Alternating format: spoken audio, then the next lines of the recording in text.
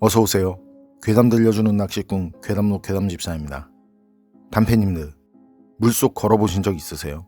무릎 정도 높이의 수위. 경험이 없더라도 땅보다 걷기 힘들 거라는 건 예상하실 수 있으시죠? 그럼 무릎 정도 높이 수위에서 넘어졌다 일어나는 건 어떨까요? 제가 이건 확실히 알거든요. 이건 걷는 것보다 쉬워요. 그런데 그렇게 얕은 물에 빠져서 일어날 수 없다면 그런 상황은 정상적인 경우라고 생각하기엔 좀 무리가 있지 않을까요?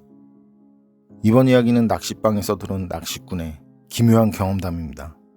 그럼 낚시방 괴담, 괴담집사의 시점으로 떨어보겠습니다.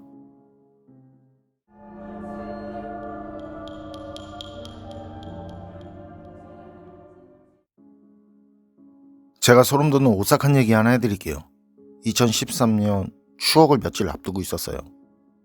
저랑 친구 둘은 그날도 낚시를 하려고 춘천 서면이라는 곳으로 갔죠. 저희가 간 곳은 옆으로는 좁은 도로가 바짝 붙어있고 살짝 높이가 있는 그 뚝방식으로 된 곳이었는데요. 그래서 차를 세우고 조금 올라가서 다시 내려가는, 그날 거긴 저희 외에는 루어 낚시하는 사람들도 붕어 낚시하는 사람들도 낚시를 하는 사람들은 보이지 않더라고요. 산책을 다닐 만한 곳도 아니라서 뚝방 위로 산책하는 사람도 없고. 그런데 처음 저희가 생각하고 간 자리, 땅이며 물이며 나뭇가지며 여기저기에 베스며 블루길들을 잡아서 버린 것들이 있어서요. 그리고 그대로 썩고 있고 냄새도 그런 냄새가 없는 거죠. 썩는 냄새. 저희는 그걸 보면서 있는 욕 없는 욕, 진짜 욕들을 시원하게 한 바가지 했었는데, 어쨌든 그런 이유로 도저히 처음 자리 잡은 곳에서 낚시를 할 수 없으니까 그래서 좀 더 걸어가서 아예 냄새가 나지 않는 곳에 자리를 잡았는데요. 거긴 또 수심이 낮아요. 전에 갔을 땐 그렇게 낮지가 않았는데 엄청 낮더라고요. 그때 예상을 하기도 했었거든요. 수위가 낮아졌을 거라고. 그래서 처음부터 물속에 들어가서 자리를 잡고 낚시를 할 생각에 허리 장화까지 준비해 갔는데, 이건 그냥 발목 장화만 있어도 될 정도로 물이 빠진 거예요. 근데 조금 더 욕심을 부리면 부들까지 가겠어요. 땅에서는 많이 떨어지게 되는데 수심이 깊지 않으니까. 그래서 좀 더 앞쪽으로 자리 잡을까 하고 좀 더 들어갔죠. 셋이 낚시하기에 딱 좋더라고요. 부두를 가운데 두고 부두를 감싸듯이 자리를 잡고 자대에 올라타서 대편성하고 낚시 시작. 서로 간 거리는 대략 5m 정도? 물도 잔잔하고 조용하고 좋더라고요. 서로 웃으면서 감이 좋다고. 근데 아니나 다를까 이건 뭐 과장 좀 보태서 던지니까 나와요. 어떨 땐 던지고 찌가 자리 잡는데 그때 입질이 들어오더라니까요. 잡아올린 씨알도 준수하고, 야 이거 시작이 좋다고, 기대된다고. 아주 그냥 저부터 다들 입이 귀에 걸린 거죠. 씨알이 괜찮으니까 손맛도 끝내주고 뭐 팔이 저릴 정도로 잡아낸다는 말이 있는데 딱 상황이 그렇더라고요. 그러다 친구가 그래요. 어우 제대로 본 것 같다고, 큰 놈 같다고. 그 친구가 대를 드는데 대가 그냥 활처럼 이렇게 쉬는 거 있죠. 기가 막히더라고요. 그 쉼새. 이야 진짜 제대로 물었구나 하고, 제대로 하나 물었구나 하는데 친구가 그래요. 왠지 봉투 같다고. 뭐지 하면서. 그래서 왜 그러냐고, 움직임이 없냐고. 물고기면 왔다 갔다 해야 하잖아요. 근데 그건 그냥 묵직하게 딸려온다고 그래요. 저랑 다른 친구는 그 친구 말 듣고 웃고 봉투라고 생각했으니까. 친구도 당기면서 연실 투덜거리고 그러면서 왜 이렇게 안 딸려오냐고, 어디 걸리기까지 한 건가 하면서 또 투덜거리고. 낚시가 잘 되니까 그런 상황조차도 재밌는 거죠. 보는 사람도 그렇고 당사자도 그렇고. 그런데 진짜 어디에 제대로 걸렸는지 버겁게 올려내더라고요. 그리고 저랑 다른 친구도 뭔가 싶어서 그 친구 자리를 보는데 친구가 굉장히 언짢은 듯이 뒤로 휙 던져요. 머리카락 뭉치라면서. 뭐 낚시하다 보면 머리카락 뭉치 가끔 좋아하거든요.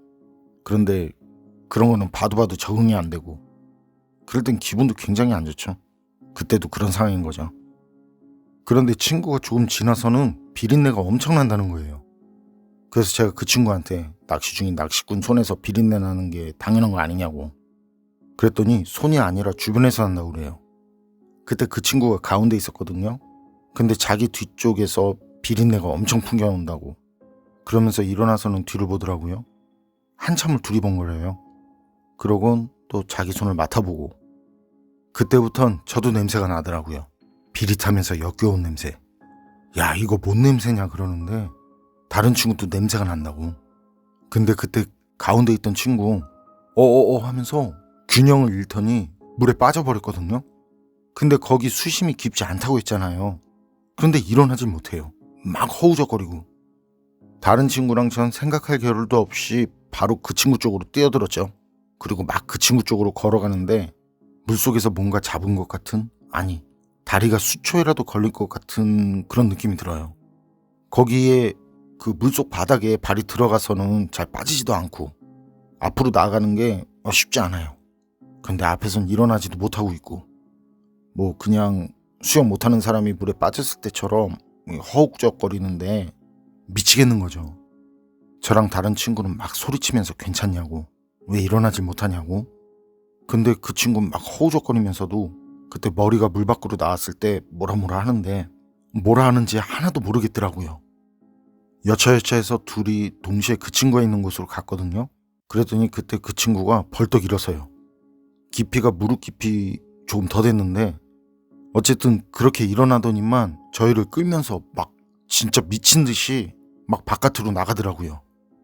뭐 그 상황에서 왜 그러냐, 무슨 일이냐 이런 거 그딴 거 없어요. 저희 셋은 서로 밀고 끌고 하면서 거기서 사력을 다해서 나왔고요. 나와서도 물가에서 멀리 떨어지려고 누가 그러자고 한 것도 아닌데 뚝방까지 바로 달려서 올라갔는데요. 뚝방에 올라가서는 물에 빠졌던 친구가 그 주변을 막 두리번거려요. 그러면서 니들도 봤냐고. 그래서 뭔 소리냐니까 진짜 못 봤냐고. 그래서 말이나 좀 해보라고 그랬더니 그 친구가 하는 말이 부들 가운데 어떤 여자가 서 있더라는 거죠.